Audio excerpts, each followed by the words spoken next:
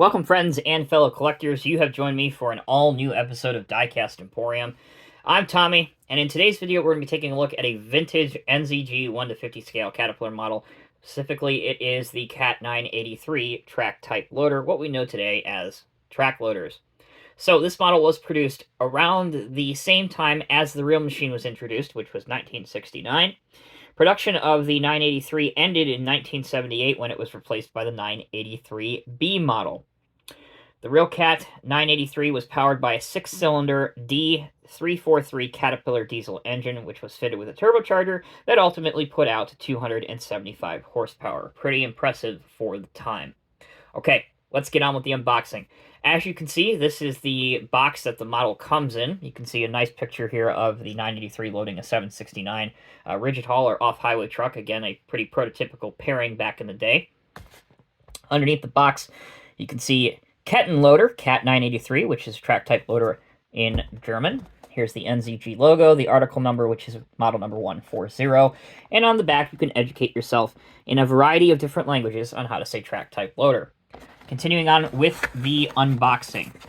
I will tell you I received this as a gift this past December for Christmas. This model has been on my wish list for a number of years, and I am extremely proud and honored to have it in my collection. All right, let's open up the cardboard, make sure the model is the right way around. Here's the 983, and the only other thing inside the box is a baggie containing the exhaust stack, which you put into the corresponding hole up on top of the engine cover. Now, unless you are planning to leave this model for a long, extended period of time, either in a display cabinet or on your shelf or in a diorama, may I suggest adding just a bit of modeling putty, but don't add any modeling glue because at some point you're going to want to put the model back in the box, and if you glue it, the model will not fit with the exhaust stack attached. Alright, with the model back on the spin table, we can now take a look at some of the details. As you can see, for sake of the review, I have just placed the exhaust stack on top. Now you can angle it as I have off to one direction, or of course facing forward, but I don't think your operator would particularly like if you angled the exhaust facing directly at him. The details on the tracks and the track frames, they are quite nice. Another highlight is the bucket, the 6-tooth aggressive rock-style bucket. You do have visibility perforations on the top, which again, for this time that this model was produced, was kind of unheard of, so that's really a nice casted detail. On the back, this one has a drawbar, which has a hole down the center of it, so you could drop a pin in there if you really, really wanted to. Your decals, very, very sharp. They have stood the test of time with the Block C logo or Pac-Man logo 983 on both sides. You have your black dots and your Caterpillar logo. Now, those black dots obviously are a decal sticker, so those are to mimic the holes or the perforations on the engine cover. Your operator station, or really lack thereof, is very simplistic with just a couple gear levers that are casted into the model, a black plastic operator seat, and then some more casted in detail for the dials that would be on the front here where you see those circles. Finally, for the last of the detail bits, you can see some venting on the rear of the machine. And one thing that I will end the detail segment with that I want to point out just as an FYI for those that may be looking to purchase this, because this model is north of 50 years old, chances are you're going to buy one of these secondhand or at least used. Make sure you look at the sprockets because they're plastic and they may be almost melted to the model. It's the same issue that the 955 actually had. And then make sure you check out the rubber tracks as well to make sure that those are not dry rotted and susceptible to snapping or breaking. Taking a look now at the model's functionality.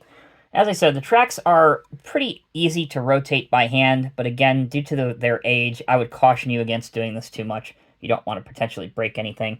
For those that want to see the chassis detail of the machine, you can see made in West Germany, scale 1/50, article number 140. Again, in the NZG logo, all those are casted into the actual metal casting. All right, other functionality.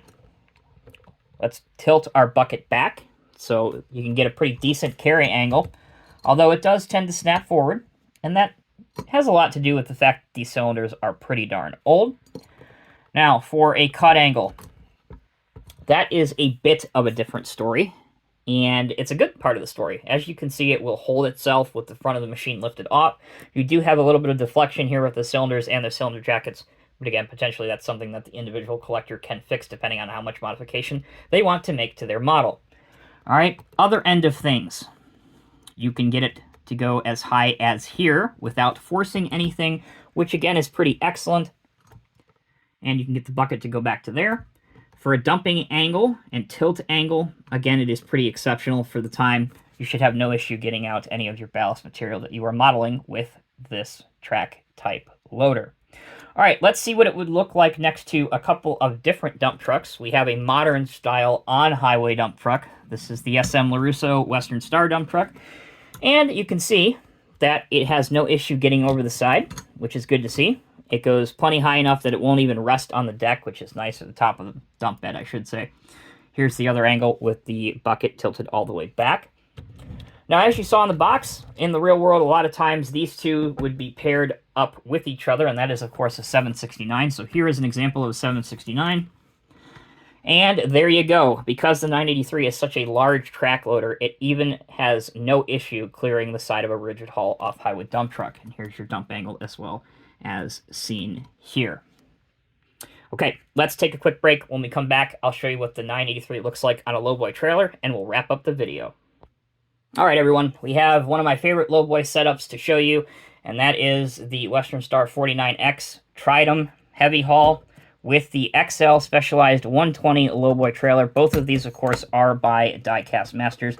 You can get these today in both the standard lowboy configuration and also the wide deck, which is what you would probably want to have when hauling a machine such as the 983. The tracks and the bucket overhang on both sides of the deck, so again, this would definitely qualify as a wide or oversized load. In conclusion, the vintage 1:50 scale NZG Caterpillar 983 track loader is a wonderful example of its real-life counterpart. It is a vintage model, so therefore you do need to take particular care when handling it and offering different display possibilities. As of the time that I am filming this review here in early 2023, the model is north of 50 years old. For costs, you are looking at approximately $250, $225, somewhere in there, which I understand, I hear you, is a bit expensive, but bear in mind, finding one complete with the original box, in good condition like this one, and with the exhaust accessory, the original exhaust accessory not missing, is pretty darn rare nowadays. Now, you do have another option, and one that I would argue is probably the better way to go, depending on what you can get it for. And if you don't have to have an original 983, perhaps you want a 983B, if a B model would suffice to fit that gap in your collection. Classic Construction Models did offer in 1/48 scale 2 983Bs. You can see the review of those at the top right corner of your screen right now. So you can compare and contrast whether you want an A model versus the B model, because in today's money, they're around the same value. There you go. Wanted to throw that out there. I'm Tommy with Diecast Emporium. Thank you all so very much for watching. If you liked this video, please let me know down in the comments section below, and be sure to subscribe if you haven't already. Until next time, take care, be well. I'll see you in the next review.